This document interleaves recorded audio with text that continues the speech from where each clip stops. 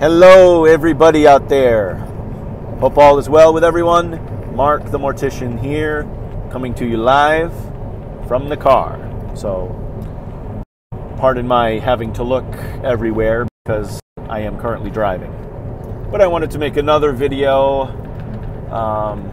Happy New Year to everybody. Thank you for liking and sharing my page and my videos and everything. I greatly appreciate all of that and all of the support. And thank you for subscribing to my channel. So, I know my last video I kind of concentrated on my business, which is Thomas Funeral Consulting. I kind of gave a brief overview as to what it's all about. You know, I'd love comments, I'd love feedback, letting me know, you know, what your thoughts are on it. If that's a service that you think you would need or you would ever utilize if you were in a situation like that where a loved one was ill or actively passing away, just let me know your thoughts. I'm very, very curious, and they're always greatly appreciated. So I wanted to kind of dig into more in depth on like funeral services, the technical side of it. As you know, I started in New England, and I was known as a morgue rat, which means you stay in the morgue. Like, whatever cases came in that had to be embalmed, that was you.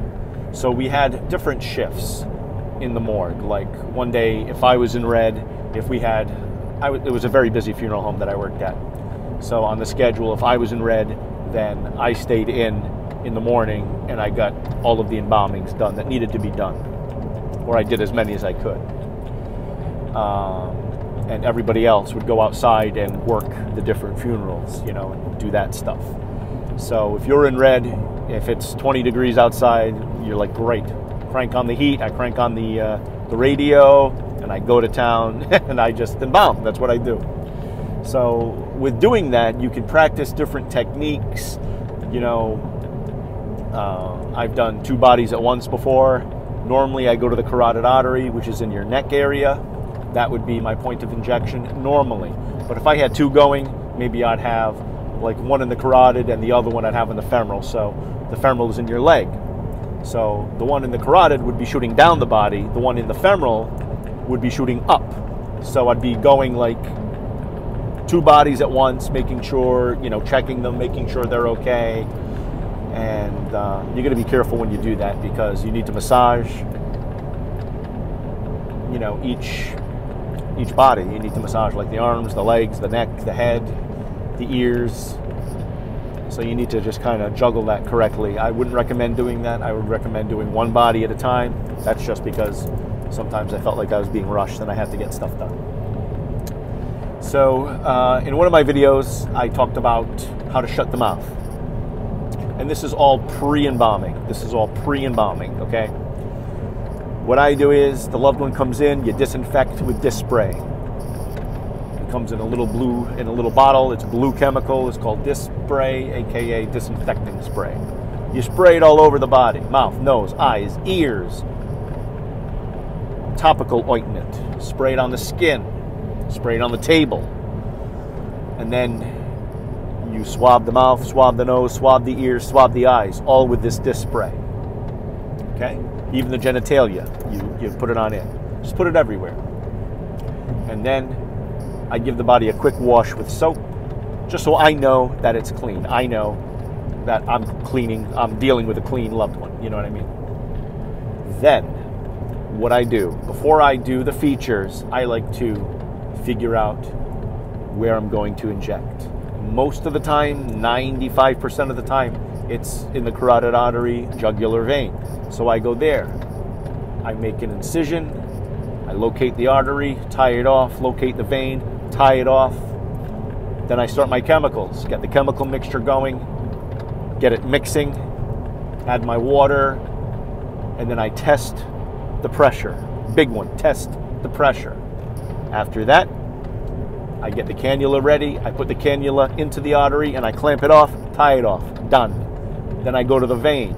Snip the vein, it starts to bleed out, which is fine. That's good, because that doesn't mean There are no clots, but there are no immediate clots. So if it starts to bleed out, make a small cut in the vein, it starts to bleed out, put your angular forceps into the vein, and boom, tie the vein off, you're done.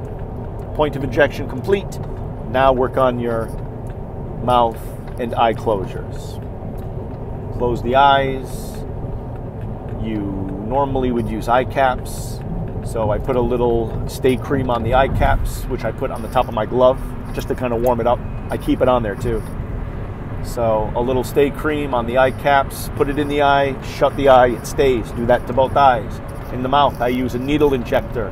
It's an injector type of tool, and it has a needle with a wire. Inject upper and lower. Upper gums, lower gums. Meet in the middle. Tie them off. Tighten them. You can cut the wire if you want to, and then stick the remaining wire in the back of the mouth. So boom, that way your mouth is shut. Then you can do one of two things. You can insert a mouth former in there just to kind of build it out, depending on if you have teeth or not. I hate dentures. I don't use them. I take them out. They're still with the loved one under the pillow or in a sock or somewhere, but I don't like using dentures. To me, it's unnatural. It doesn't look good. I shape them off myself, and I've been very successful. Okay, so we do that. Put the mouth former in if you need to. Put some web roll on the top and the bottom. Make it look like a natural mouth. That's all you do. Put some stay cream on the lips, bottom lower, meet in the middle, and some Vaseline on top of the stay cream. You are golden. You have a mouth, $1 million mouth right there, guaranteed. Sometimes there's buck teeth, which is prognatism for all you who are studying mortuary science. Prognatism is buck teeth. You got to deal with that. Deal with that in your own way. I can't tell you what to do, but just make the mouth look natural. And then, once everything is done, you pose the loved one. Hands on the abdominal area, one on top of the other.